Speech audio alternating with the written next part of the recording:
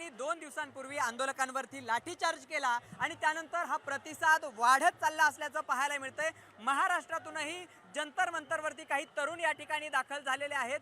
ज्या पद्धतीने हा आज कालपासून जर आपण पाहिलं तर विरोधी पक्षाचे अनेक नेते या ठिकाणी येऊन गेले, त्याच पद्धतीने विद्यार्थ्यांचा जो अलोट गर्दी आहे ती सुद्धा जंतर मंतरवरती वाढत असल्याचं आपल्याला पाहायला मिळतंय। तर याच ठिकाणी जंतर मंतरवरती महाराष्ट्रातून काही तरुण आलेले आहेत। तुम्ही कुठून आलाय आणि कशा पद्धतीने एकंदरीत या आंदोलनाला समर्थन करताय? आम्ही वैयक्तिक मी पुण्यातून आलेलो आहे, हे कोल्हापूरहून आलेले आहेत, हे सांगलीच आहे आणि तो पण पुण्याचा आहे। तर आमचं एकच सरकारकडे मागणं आहे की तुम्ही आमची अपेक्षा काय आहे की फक्त तुम्ही परीक्षा कंडक्ट नाही करू शकत। एक परीक्षा तुम्ही UGC नेटचा घोटाळा केला, तुम्ही नीटचा केला, नंतर नेटचं आज भरत सर जवळजवळ 20 दिवस झालेत UGC नेट होऊन, त्याची साधी ॲन्सर की नाही जे की अपेक्षित नाही। काल UGC नेटवाले शिक्षक लोक NTA भवनला गेलते तर तिथं त्यांना विचारलं पण नाही, बोललं पण नाही। मग विद्यार्थ्यांनी नागरिकांनी तुमच्याकडून साध्या सिंपल अपेक्षा पण करायच्या नाहीत का सरकार म्हणून? काय करायचं विद्यार्थ्यांनी? सगळ्यांकडे सगळे रिसोर्स असतात असं नाही आहे।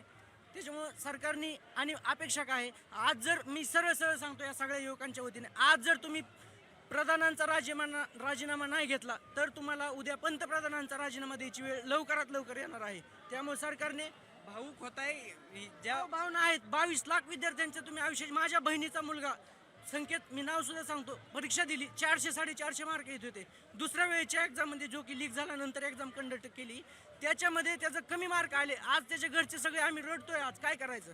आमची तर चुकी नव्हती, पहिला पेपर आला त्याला 400-450 ॲडमिशन सीट मिळाली असती, काय करायचं आम्ही? असे खूप अजून बीडमध्ये तसे प्रकार घडलेत, खूप ठिकाणी अशा प्रकारे विद्यार्थ्यांवर अन्याय केला जातोय। फक्त परीक्षा कंडक्ट करा ना, तुम्ही बाकीचं तुमचं काय करायचं ते करा, परीक्षा फक्त विद्यार्थ्यांसाठी। तू कुठून आलास दादा? मी कोल्हापूरवरून आलोय, माझं नाव सुजय नागरे।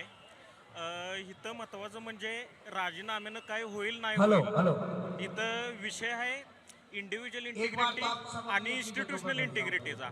धर्मेंद्र प्रधानांनी जेव्हा राजीनामा दिला तिथून पुढे आपल्या इथं इन्स्टिट्यूशनल इंटिग्रिटी चालू होईल।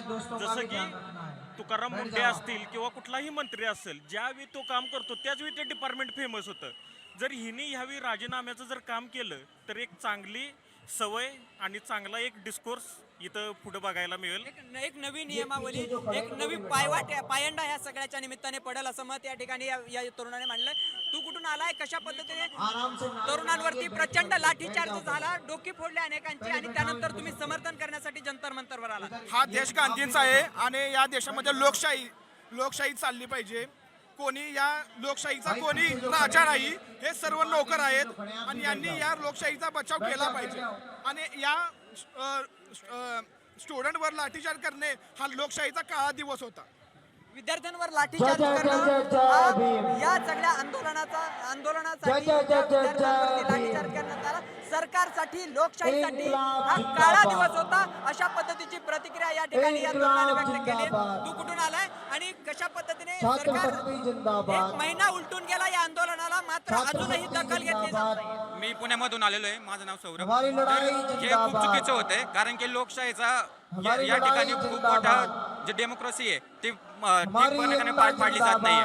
कारण की हे आत्तासाठी नाहीये, हे आपल्या पुढच्या पिढीसाठी आहे। पुढे जाऊन माझे मुलं हे जे बोगस विद्यार्थी आहेत, जे पास झालेले आहेत नीट, ते त्यांचा उपचार करणार आहेत, हे माझ्या फॅमिलीसाठी मिसळले। हे पुढे जाऊन माझे मुलं एंट्रन्स देणार आहेत, मग हे आत्तासाठी नाहीये, हे पुढच्या माझ्या जनरेशनसाठी, या सगळ्यांच्या जनरेशनसाठी चालू आहे। मग हे किती वाईट होते हे लक्ष देऊन सरकारने विद्यार्थ्यांची मागणी मान्य केली पाहिजे आणि प्रधानांचा राजीनामा घेऊन पुढे चांगलं कशा प्रकारे धोरण राबवता येईल याचा प्रयत्न केला पाहिजे। जर पाहिलं तर या ठिकाणी हा जो युवकांचा प्रतिसाद आहे, महाराष्ट्रातून आलेले युवक आहेत, यांचं म्हणणं आहे की धर्मेंद्र प्रधान यांच्या राजीनाम्याने एक चांगला पायंडा पडेल। शिक्षण आणि नोकरी हा प्रत्येकाचा अधिकार आहे आणि त्यावरच जर घाला घातला जात असेल तर खऱ्या अर्थानं युवकांसाठी आणि लोकशाहीसाठी तो काळा दिवस आहे, असं सुद्धा मत या युवकांकडून व्यक्त केलं जातंय। त्यामुळे आता धर्मेंद्र प्रधान यांचा राजीनामा होणार का हे पाहणं महत्त्वाचं ठरणार आहे। कॅमेरा पर्सन मोहम्मद इरफानसह भरत मोहोळकर, साम टीव्ही न्यूज, जंतर मंतर, नवी दिल्ली।